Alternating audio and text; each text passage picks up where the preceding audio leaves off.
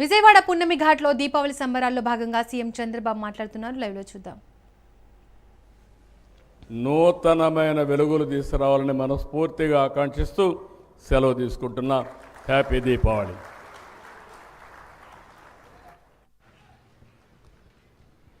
ఈనాటి కార్యక్రమానికి ముఖ్య అతిథిగా విచ్చేసి మన అందరికీ కూడా దీపావళి శుభాకాంక్షలు తెలియజేసి తమ అమూల్యమైనటువంటి సందేశాన్ని అందించినటువంటి ఆంధ్రప్రదేశ్ రాష్ట్ర గౌరవ ముఖ్యమంత్రి వర్యులు గౌరవనీయులు శ్రీ నారా చంద్రబాబు నాయుడు గారికి ఈ సందర్భంగా మరొకసారి మీ అందరి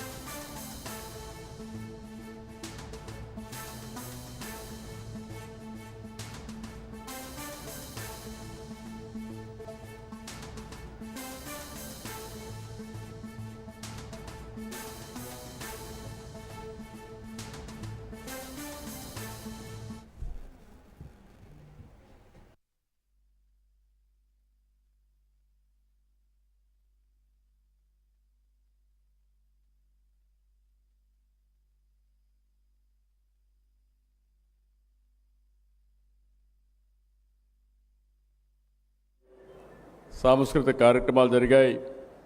ఆ 11 రోజులు ఒకప్పుడు దసరా అంటే గుర్తొచ్చేది కలకత్తా, మైసూరు గుర్తొచ్చేది.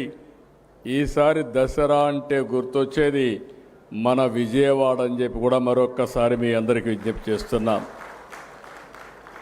ఈరోజు మనందరం కూడా గుర్తుపెట్టుకోవాలి, మన పెద్దలు పండుగలకి ఒక శాస్త్రీయత ఉంది. ఈరోజు దీపావళి జరుపుకుంటున్నాం. ఈ దీపావళి ఒక్కసారి చూస్తే దీంట్లో ఒక మెసేజ్ ఉంది.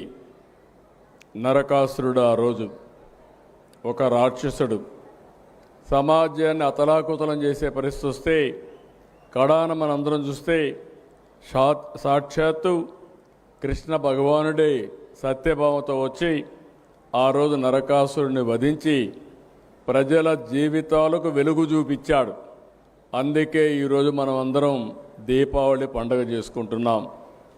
ఇది చూసిన తర్వాత మనం గుర్తుపెట్టుకోవాల్సింది, ఇంత మునుపు కూడా చరిత్రలో కూడా చాలామంది రాక్షసులు ఉంటే ఆ రాక్షసుల్ని ఎవరూ ఓడించలేకపోతే, లేకుంటే వాళ్ళని తుదముట్టించలేకపోతే కడాన భగవంతుడే వచ్చి వాళ్ళని శిక్షించి సమాజాన్ని కాపాడారు.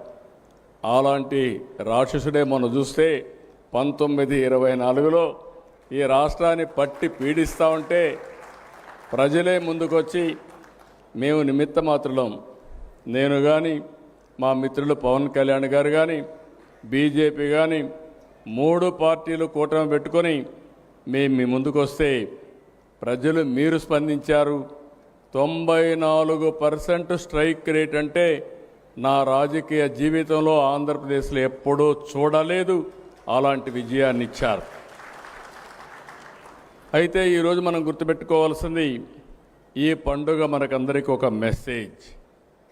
ఆ మెసేజ్ ఏంటంటే, ఎప్పుడు కూడా ఈ యొక్క చెడు ఉంటే ఆ చెడుని ఖండించడానికి చరిత్రలో కూడా అనేక సంఘటనలు జరిగినప్పుడు మళ్ళా అలాంటి సంఘటనలు పునరావృతం కాకుండా ఉండాలంటే ప్రతి నిమిషం మీలో కూడా గుర్తుపెట్టుకోవాల్సిన అవసరం ఉంది.